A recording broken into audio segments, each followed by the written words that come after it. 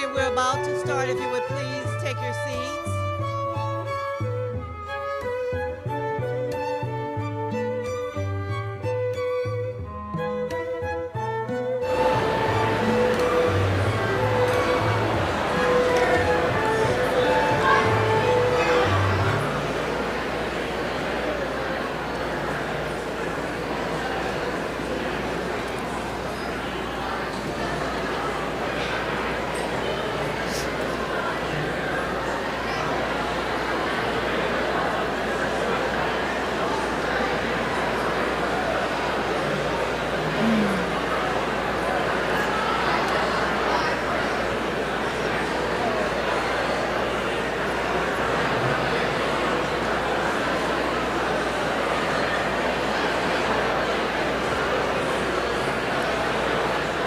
I'm going to give it like 10 seconds and then I am going to start because I need to be mindful that everyone needs to get back to work.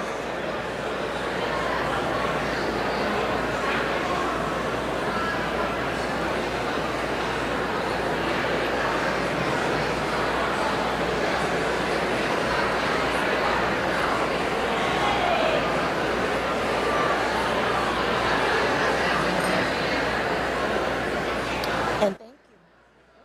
For having us. Okay, you ready? Good afternoon.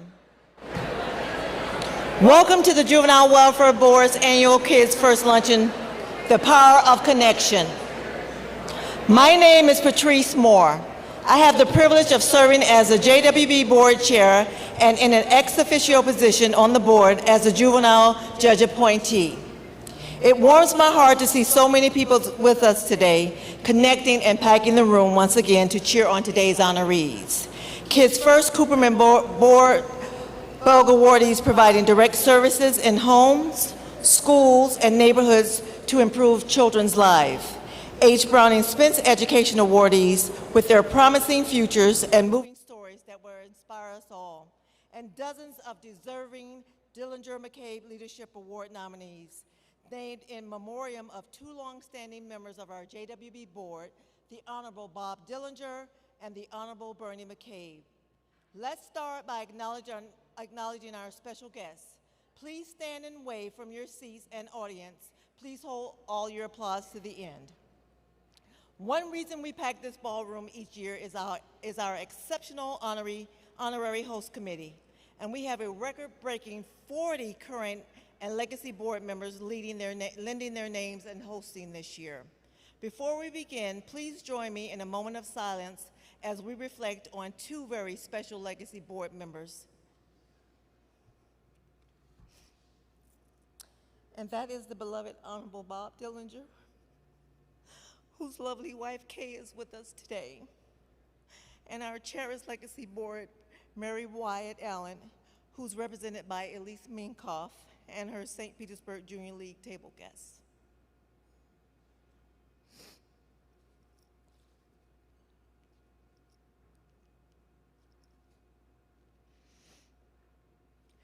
Thank you. I promise I can get through this. Also serving in memoriam on our host committees are the Honorable Bernie McCabe's wife, Denise, who has joined us today, the Honorable Sally Parks, thank you, Duke and Cooley, and the Pinellas County Foundation for carrying on the torch, and Ray Neary, who was the unofficial mayor of Lillman. Thank you for his contingency for the Lillman Community Association and JWB Mid-County Community Council. I'd like to introduce my colleagues on the JWB board, most of whom are serving as hosts today. Our board's vice chair is Division Chief Jim Milliken, the Honorary Bruce Bartlett, who is the state attorney and our board secretary, Brian Unks Jr., who is the board member and past board chair, the Honorable Chris Latvala, Pinellas County Commissioner, board member Kristen Nage, Kevin Hendrick, Pinellas County School Superintendent, Michael McCurrack, past board president, the Honorable Sarah Mallow, who is the public defender, board member Melissa Rutland, Beth Houghton, our esteemed CEO, and our board attorney, Colleen Flynn. If you would give them a round of applause.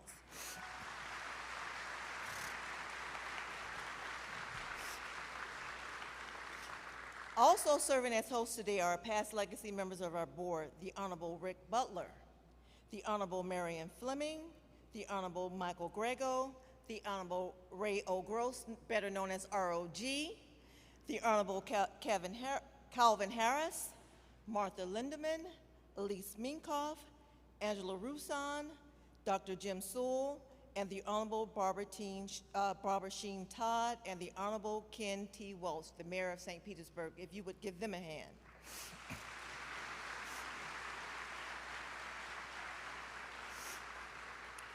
We also have numerous elected officials and dignitaries in the crowd today, so please stand and be acknowledged as a group. Members of our Pinellas Legislative Delegation and their designees, please stand.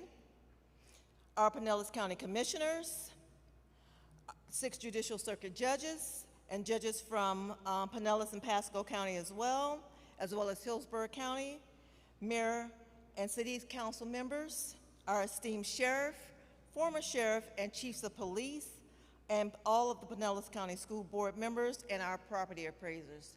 If you would give this group a hand.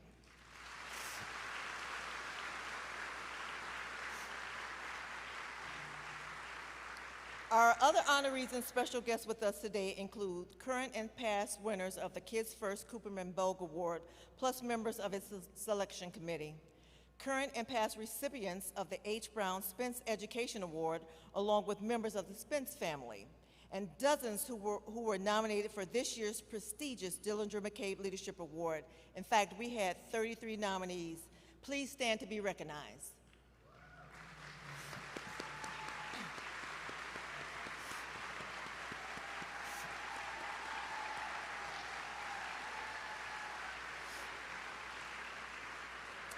We also have guests who represent JWB's founders, members of the Leonard Cooperman family, and the St. Petersburg Junior League. We honor you. Members of JWB's 3 community councils in North, Mid, and South Pinellas County, JWB leadership and staff, and dozens from JWB-funded agencies doing what is most important, and that's safeguarding our children. We thank you all. Let's give one more big round of applause for everyone.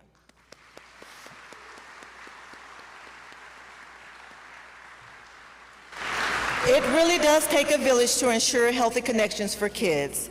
And given today's theme, we're going to take a brief break so that you can connect at your tables as lunch is being served. During the break, please watch the screens to learn more about today's fabulous honorees. And JWB's CEO, Beth Houghton, will be back shortly to continue the program. Thank you.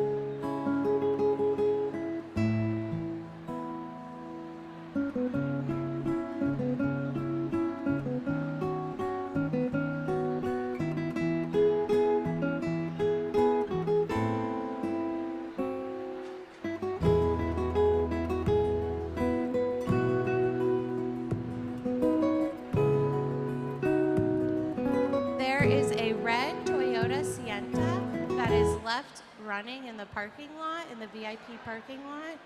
If you are in the VIP parking lot and you own a red Toyota Sienta, your car is running.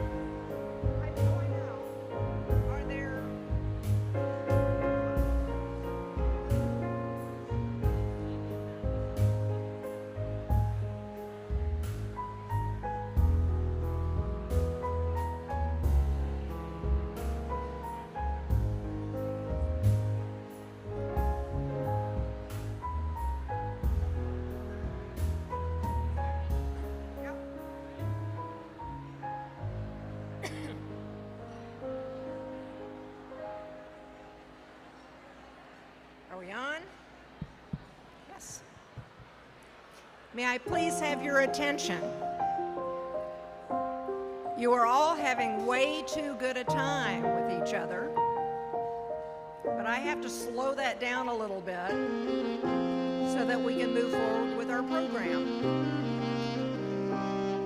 Good morning, just barely.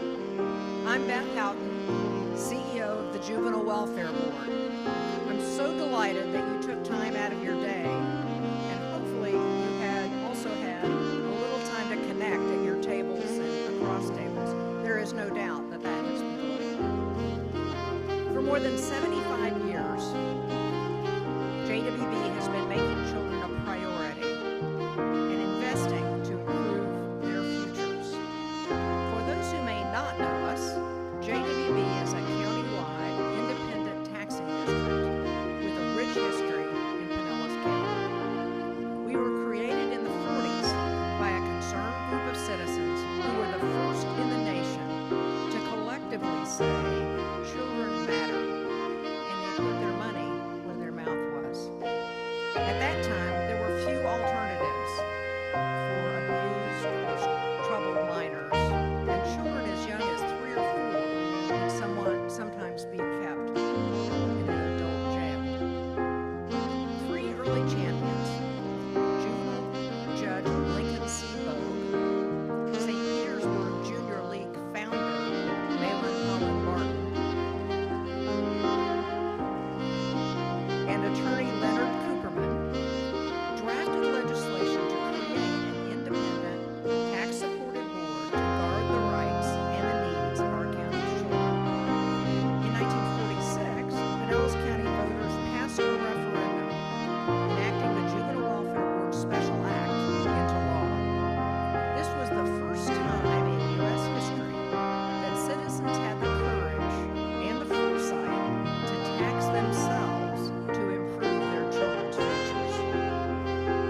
Today, JWB responsibly invests taxpayer dollars to ensure children are ready to learn, thrive, and succeed in their homes, schools, and neighborhoods that are healthy and safe.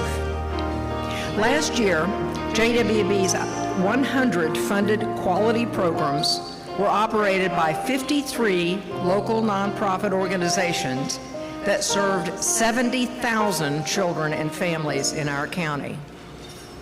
Plus, tens of thousands more benefited from collaborations that address childhood hunger, grade-level reading, preventable child deaths, children's mental health, and early childhood development. So today's theme, the power of connections, reminds us that connections really do matter, especially when it comes to our children. Early connections matter because learning and mental health begin at birth. From the time they are born, babies begin to experience a world of dependable, attentive, loving adults, or not. We know that the first 1,000 days in a baby's life are critical and that 80% of brain growth happens by age 3. Last year, JWB increased our investments in the 0 to 3 space with new programming and a new campaign called Turbo Babies. Let's hear it for Turbo Babies.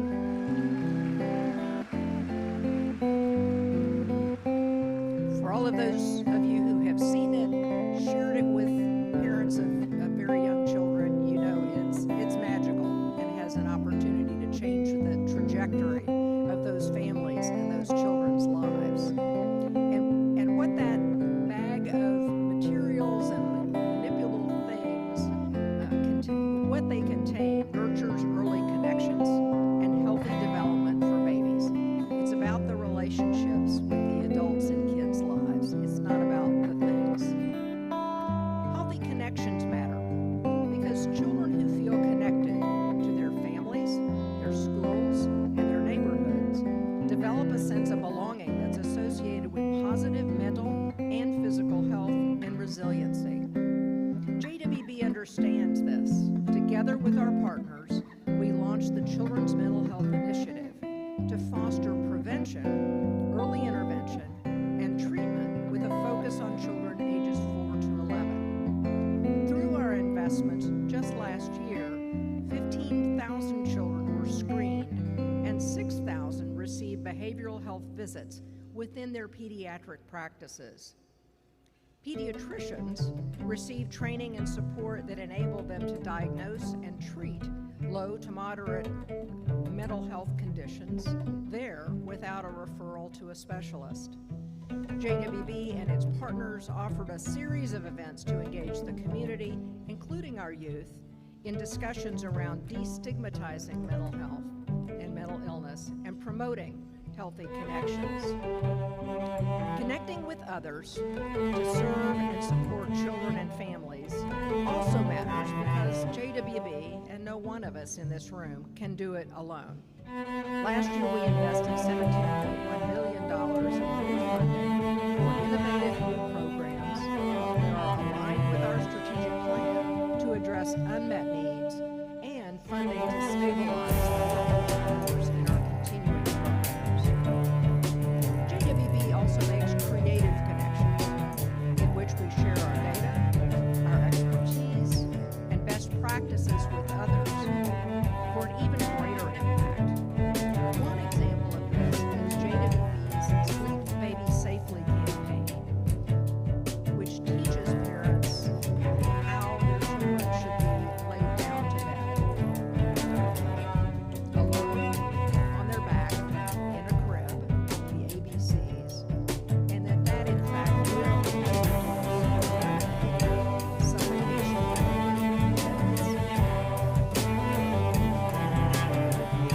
The program was so successful that in Pinellas County, deaths dropped by 50% in the first year.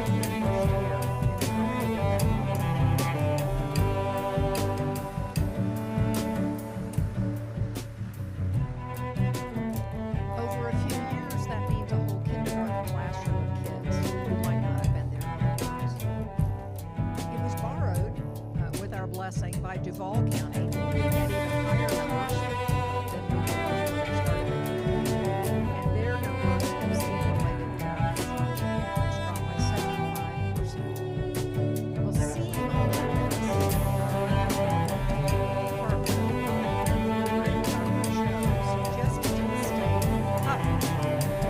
suggested to the state that that might be a meaningful way that the state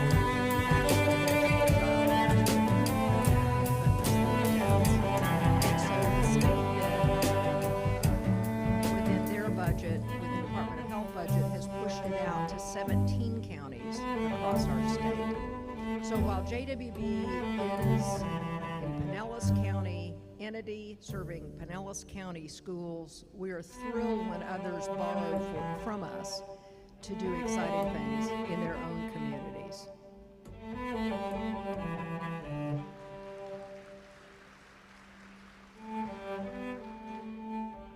So if you look around this room, you will see the power of connections in so many ways. It's at work in many of the conversations that have already taken place at your table, or as you came or left, or schmoozed in between.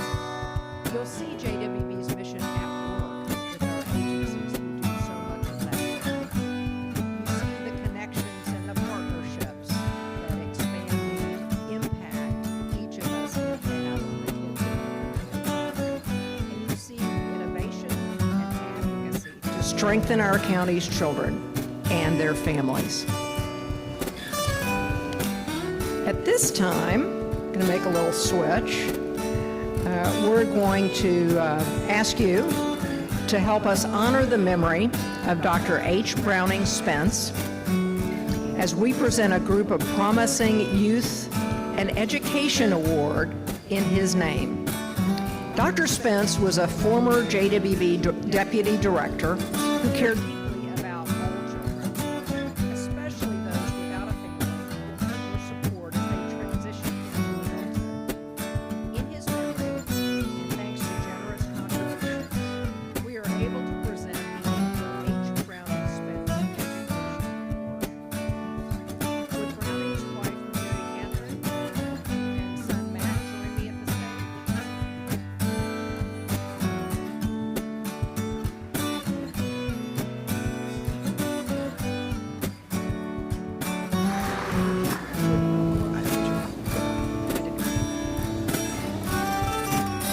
It's now my pleasure to introduce our 3 H. Browning Spence Education Award recipients who will be invited, one at a time, to join us on stage to receive their award and give some brief remarks.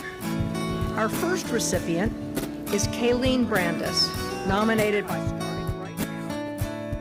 Kayleen is an 18-year-old senior at Dunedin High School, Site Successor College, and an architecture degree.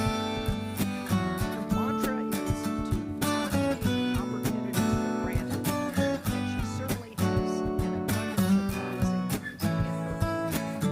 Kayleen?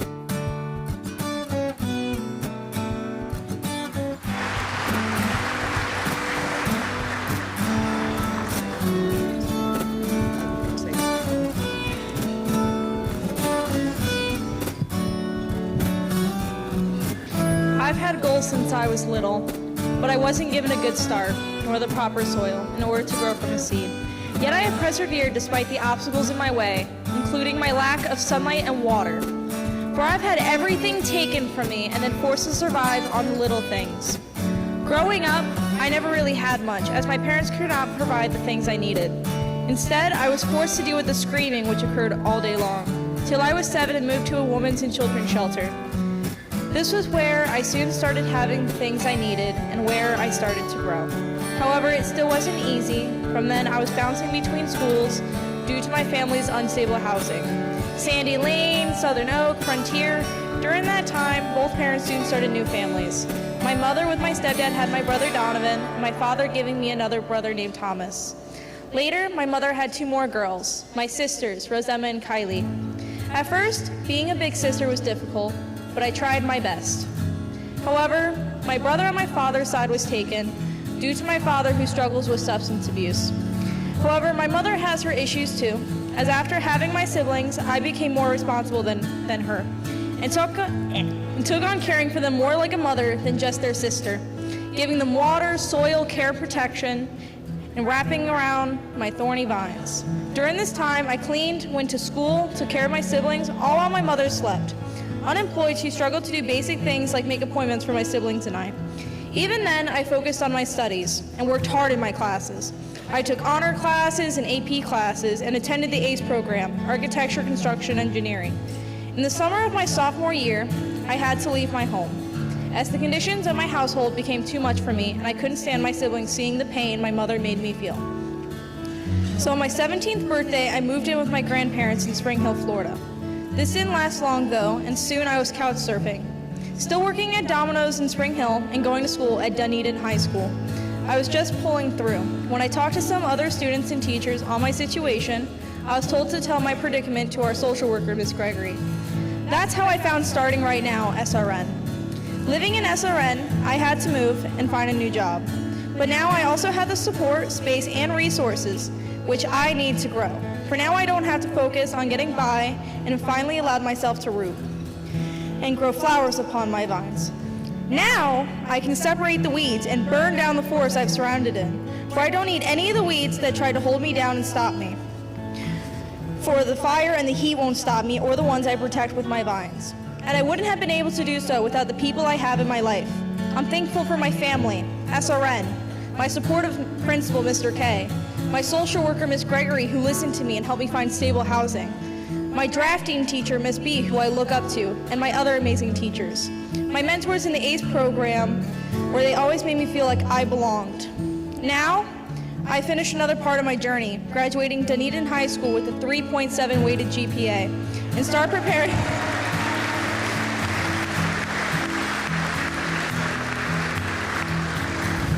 preparing for my goal of being an architect. In fall, I will bloom and start college at FAU.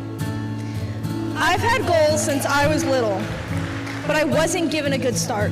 But sometimes I believe things happen for a reason, as now I have everything I need to grow and achieve. And while it may not be easy, it's important to keep your head up high and fight for your goals. For if there is a will, there is a way. Thank you, H. Browning Spence family, for believing in me and my future. I will not let you down.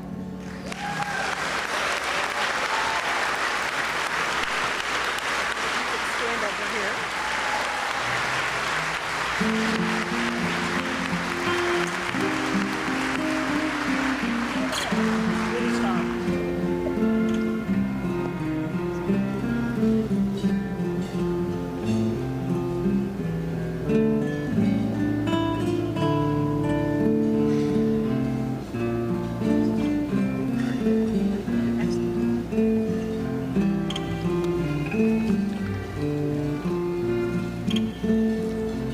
Our next recipient is Journey Campbell, nominated by Starting Right Now. A 17-year-old senior at Dallas Gulf Coast Academy, Journey will be graduating a full year early and plans to enroll in St. Petersburg College.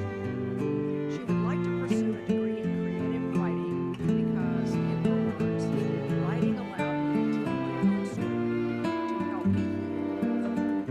And she hopes to use her story to inspire others. Let's inspire Journey with a round of applause as she joins us on the stage.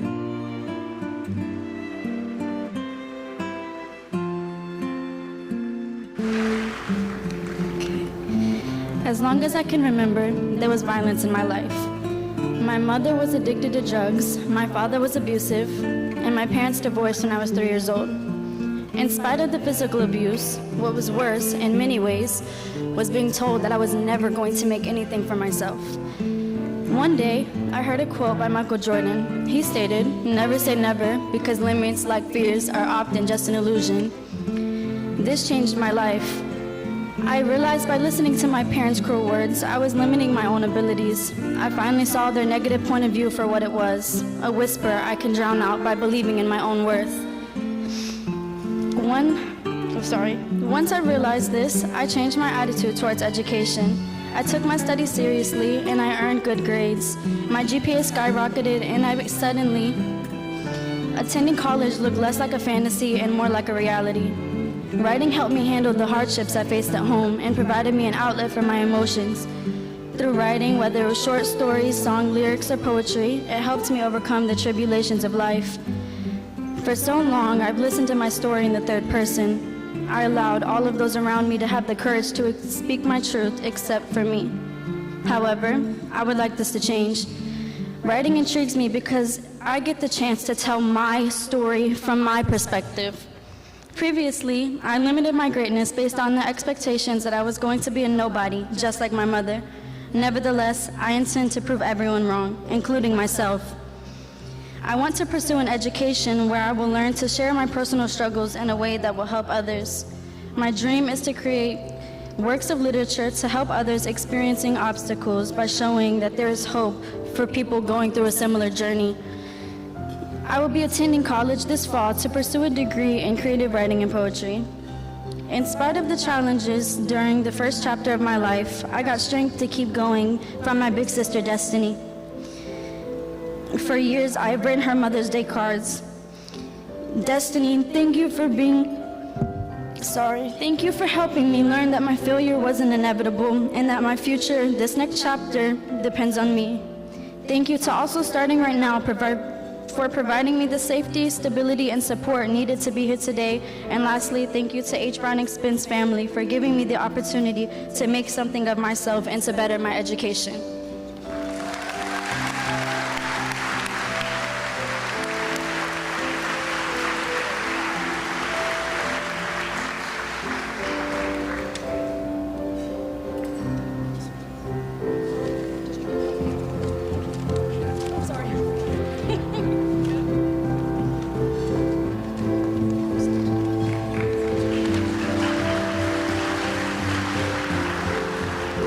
Our third and final recipient is Dylan Chandler, a 19-year-old who is attending Pasco Hernando State College to pursue a degree in psychology.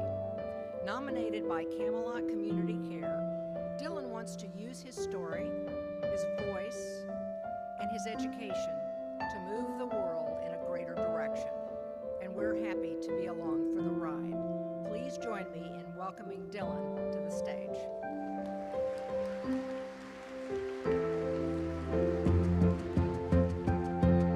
Hello, everybody. Growing up, I didn't have much. I had the clothes on my back, food, water, and my siblings. I didn't have love.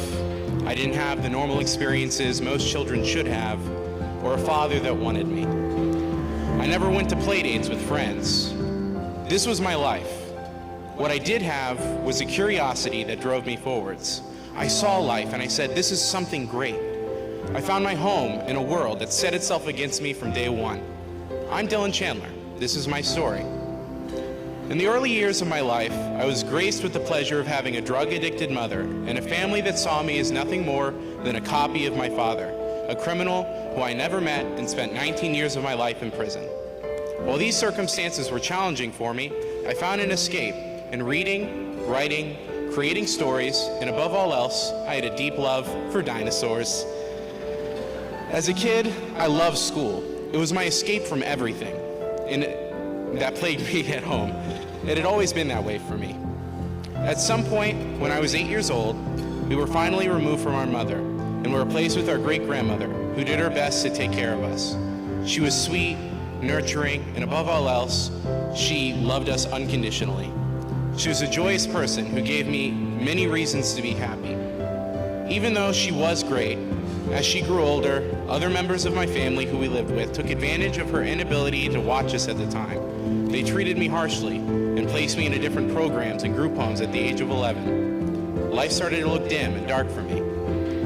Then, my great-grandmother passed away. I remember that day like it was yesterday. I found out by complete accident, and I felt like my life had been completely uprooted from what it was before then. My family refused to take me back, and I was placed into the foster care system at the age of 12. Through all of this, I decided I needed an art or a hobby to keep myself busy and focus on the positives in life. I auditioned for Chicago the Musical, performed in Guys and Dolls. I was Thomas Danforth in The Crucible, and so much more. Acting is my passion. It gives me a place to direct all of my emotions and hardships into an art. When I turned 18, I had to leave the third group home that I was staying at. Overnight, the place I called my home was no longer, and all my belongings nested themselves in garbage bags. That's when I found my family with the Warners. They took me in and treated me with the love and care that I had never been treated with before. They mean everything to me. Soon it will be 1 year since they got me from my group home. I am forever grateful to them. These hard times and good experiences forged me to be who I am today. I'm a student at Pasco Hernando State College who wants to transfer to USF. I want to get my degree in psychology because that's a field I'm passionate about. And I want to help others in similar situations as me. I want to change the world. I would like to give a huge thank you to the H. Browning Spence family for giving me this opportunity. And with this money, I will be saving for textbooks next semester and other school supplies. This money will go towards helping me excel, and I am so grateful for this opportunity. I would like to thank Camelot for giving me the resources and access to communities that understand and empathize with my struggles. And again, the H. Browning Spence family for allowing me to speak to all of you. Sorry. And above all else, I would like to thank my mom and dad who brought me into their home and gave me love and care that I never had in my life before. I know how to live now because of you, not survive. Life works in mysterious ways. Now I have a loving family. I have experiences that make me a better person. I have people I care about who care about me, and I have things I want to accomplish. I have myself, stronger and more resilient than before. Thank you all for your time.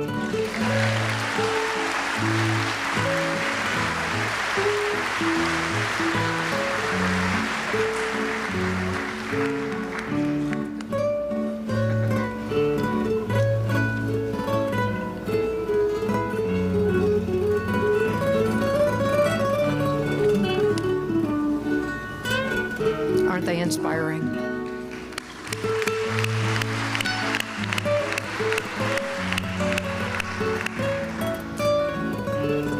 Well, thank you for honoring them, along with the memory of Dr. Spence. It's now my privilege to invite Dr. Calvin Harris to the stage to present this year's Kids First Cooperman Bogue Award winners. A legacy board member who served multiple times on the JWB board, Dr. Harris has the distinction of serving at the time these awards were created. It was 1992, and the board recognized then how important the folks on the ground were, the boots on the ground professionals who worked with the kids every day in all of the programs across the community. These professionals that shine quietly and work tirelessly to put children first.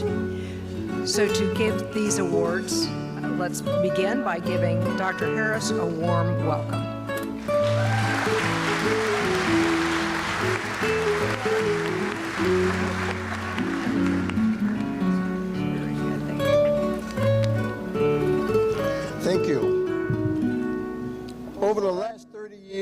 counting, 120 outstanding social service professionals have received the KidsFirst Cooperman Bogue Award. Many of those professionals are here with us today. Congratulations and thank you all for nurturing healthy connections for kids. At this time, let's dim the lights for a short video featuring this year's KidsFirst winners. From the time children are born, connections matter. Fostering early connections so babies experience a world of loving, attentive, dependable adults. Helping children grow and thrive in families where they feel safe and connected. Supporting them in building healthy relationships. Giving them a sense of belonging and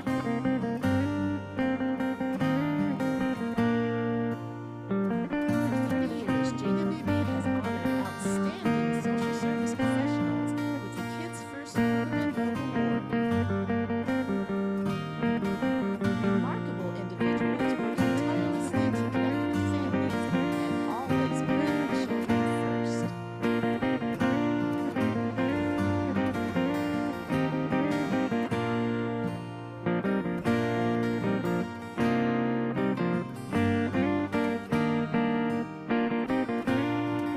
the award, the first thing I thought was, okay, they're really paying attention. They see me, I'm doing something right. Since I got the award, I've just been reflecting on it, and I don't think I really appreciated how happy I am that I get to do this. I mean, I think it's just such a awesome gift to be able to connect with young women, come into their homes, and into their lives, and into their child's life, and really make a difference. I didn't know what was going on. It was a big surprise. I felt relieved. I'm not a person who aspires to awards, but it's still really painful to be acknowledged for work that I love.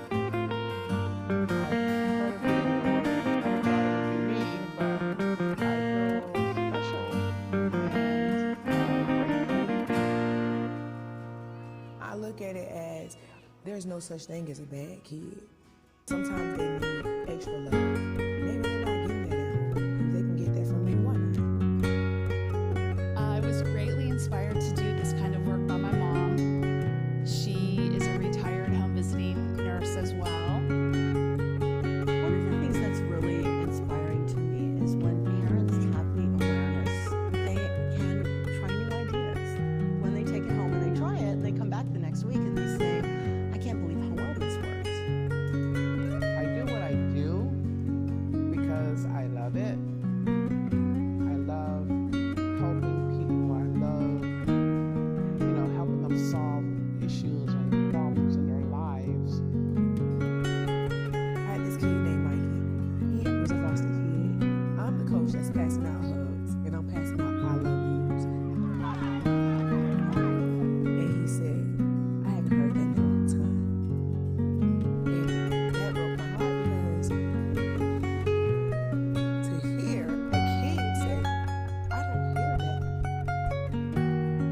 That's what motivates me to do what I do. I have plenty to give. That's what the show is all about. There was a dad in one of the classes. He was there by court order. He was not happy to be there. And afterwards, when it was done, he's like, Miss Julie, that was dope. And I was like, yay, because he wanted a different pathway for him and his kiddo. And this was a great example for him. And he was just down with it. And he was so excited. But there's always one that stands out. An older gentleman who was dealing with diabetes and lost his legs, but he felt comfortable enough to say to me as a worker, that he would want to leave his children to me.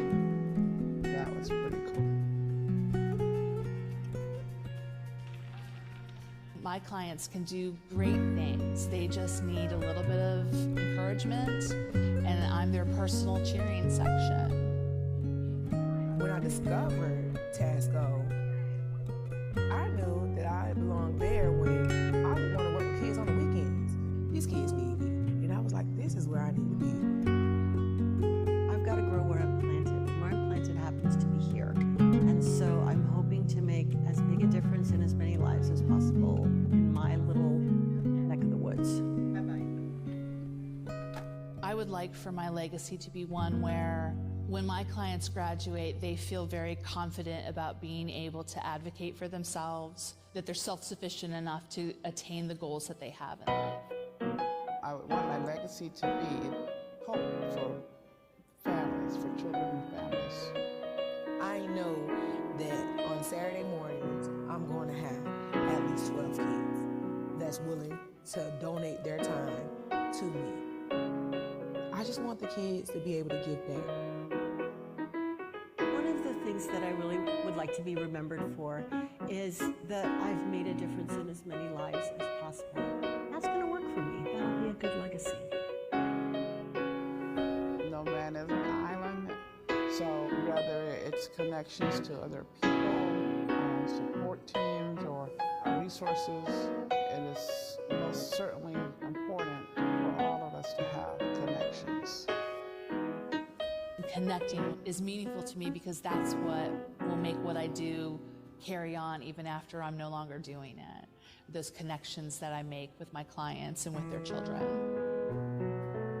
One of the really cool things about the parenting classes that I do is that I meet complete strangers and connect with them, that kind of connection, so that people feel welcomed and heard and valued. Connecting with children, it is a gift. It's either in you or it's not. And I think it's in me to connect and to love.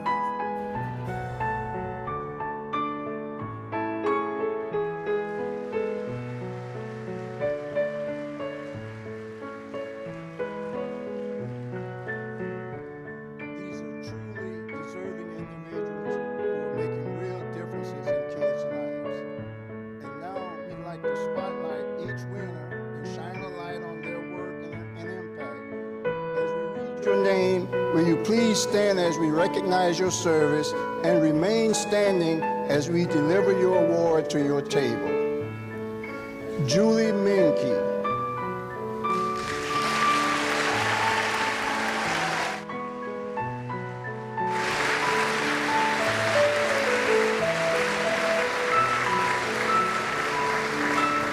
Julie is a therapist with 20 years of service with Suncoast Center. She teaches active parenting courses and has recently added special sessions focused on youth suicide prevention.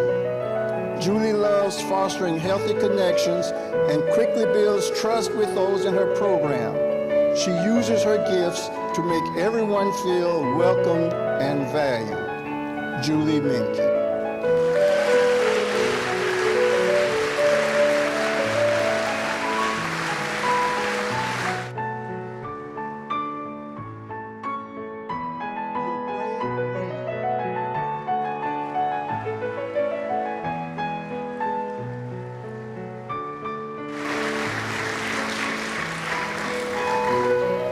Is a teen camp supervisor for the City of St. Petersburg's TASCO program at Camel Park. She supervises and connects with youth before and after school and has greatly increased the attendance in her program. But her favorite are the weekends where she teaches teens the value of giving back. These include neighborhood cleanups, visiting the elderly, even coaching flag football. Your Bray is described as the whole vibe with the gift of connecting with kids, and it's easy to see why. Your Bray Reed.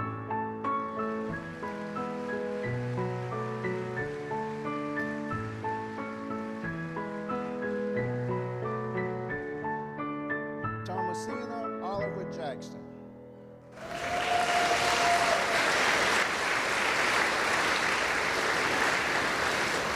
Thomasina is the PIMS Access Navigator, meaning she serves as the first point of contact for families over the phone who are seeking support from JWB's Family Services Initiative. Thomasina is an experienced case manager who possesses a tremendous work ethic and compassion for her families.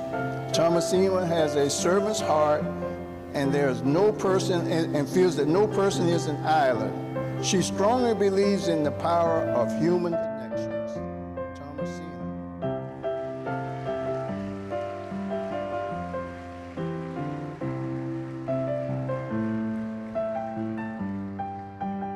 And lastly, Julie Goodrich.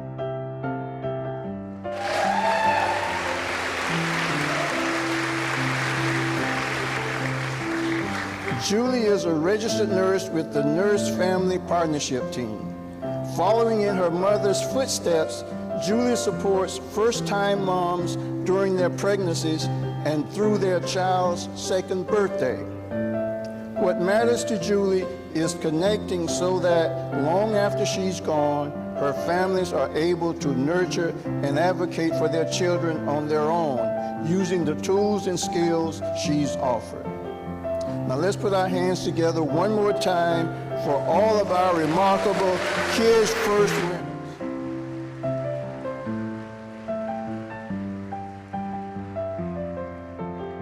And now it is my pleasure to invite the JWB chair back to the podium, the Honorable Patrice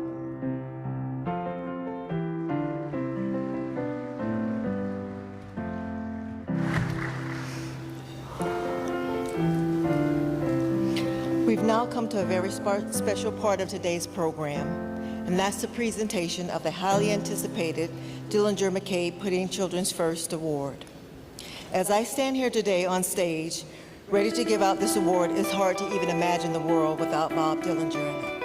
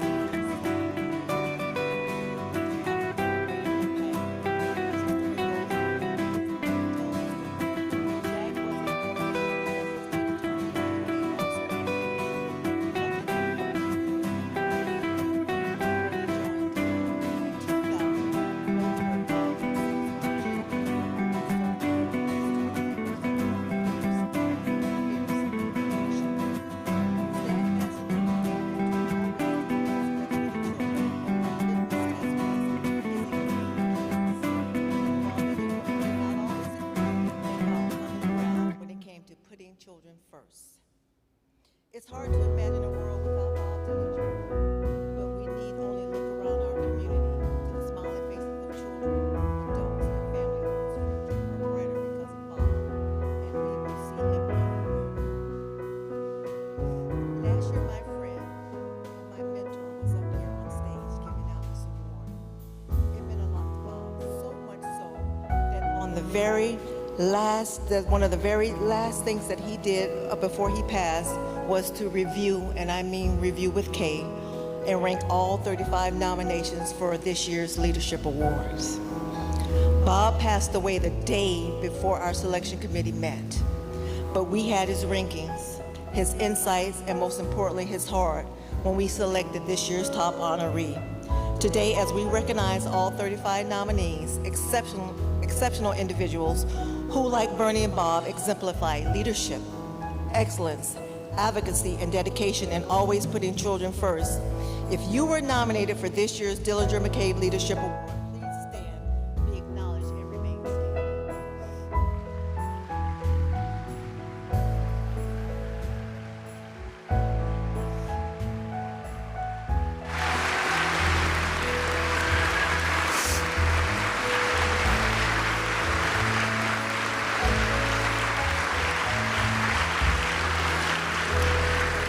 Look around the room and you'll see all the connections. So many caring, committed, and compassionate leaders sharing the futures for our children. Let's give our nominees one more round of applause.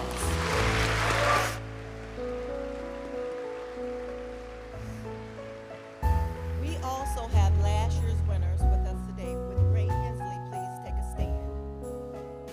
And give an extra round of applause for the soon-to-be retired Mr. Hensley.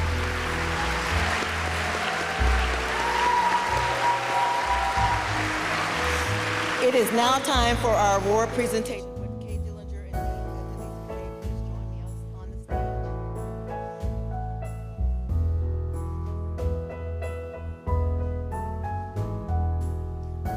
Our top nominees' leadership spans 5 decades, and Pinellas County children would not have the abundance of opportunities of their current level of success without them.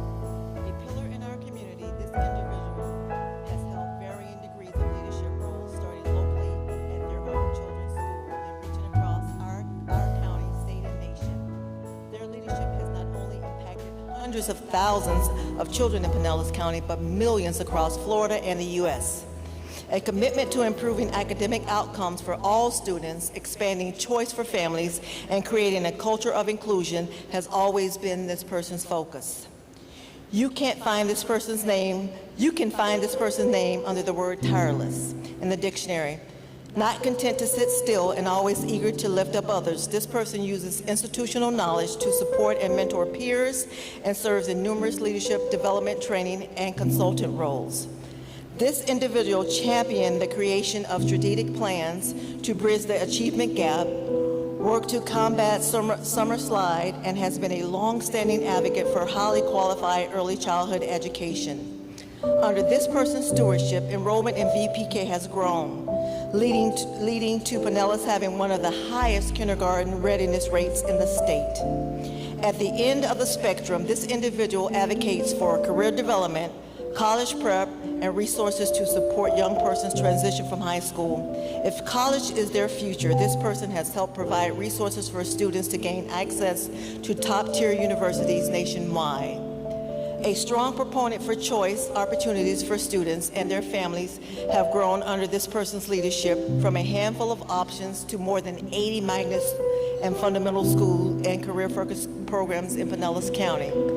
This person has advocated for students at the state capitol, supported by JWB's Everyday Counts attendance campaign, and been a champion for the arts. While there always much discussion about underachieving students and students in poverty, this person has been a persistent advocate, steadfastly fighting for students who fit in those categories, and a tremendous progress for underserved students has been made because of this person's focused leadership. While content in a role advocating for children across Florida as a state PTA leader, community members saw this person's potential and recruited them to run in 2000.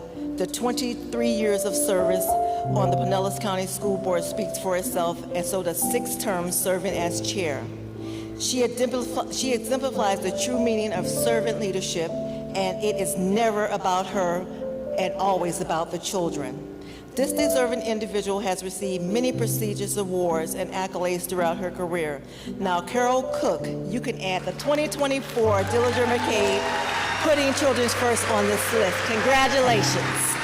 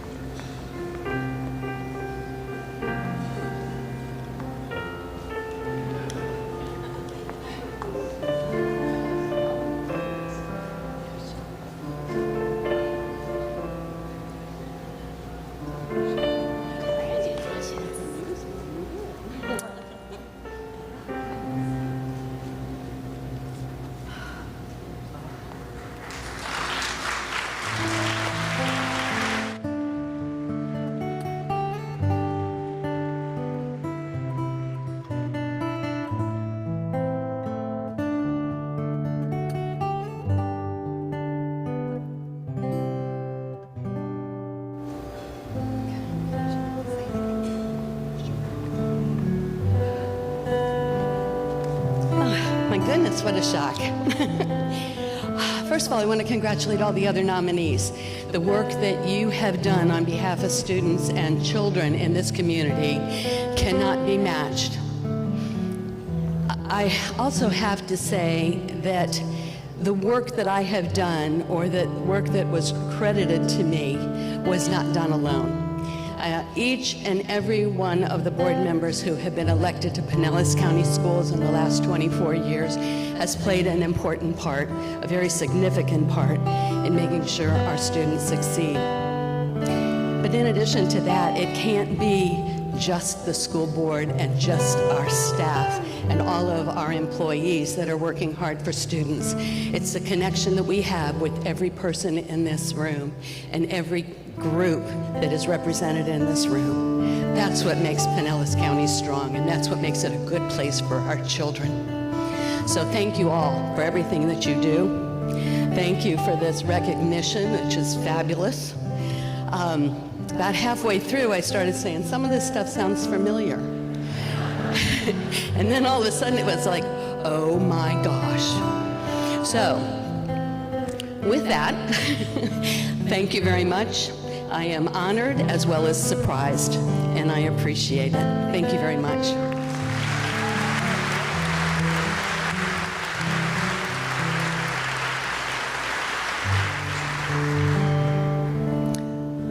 On behalf of the Dillinger and McCabe families, I want to congratulate you, Carol. Thank you for all your service.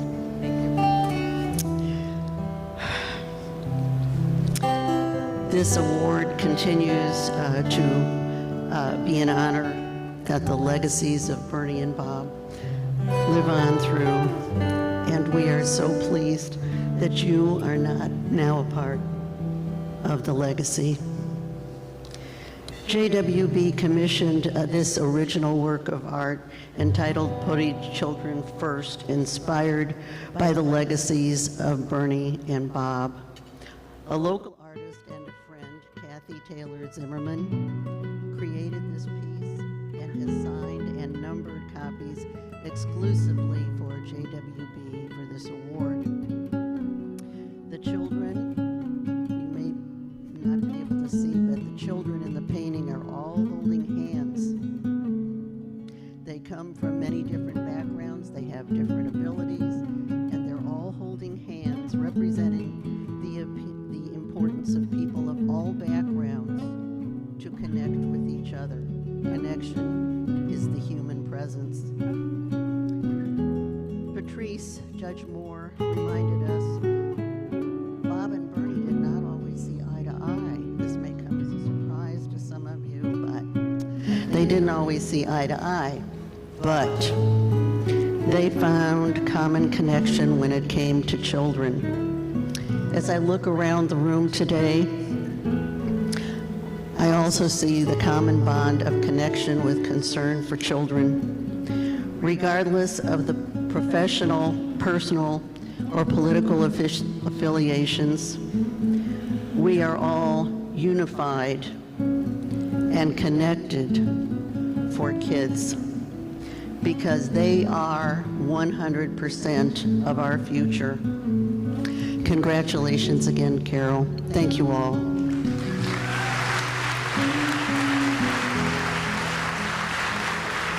Ladies and gentlemen, let's continue to partner to make strong connections. And on behalf of the entire board for the Juvenile Welfare Board and its staff, thank you for coming today. Safe travels.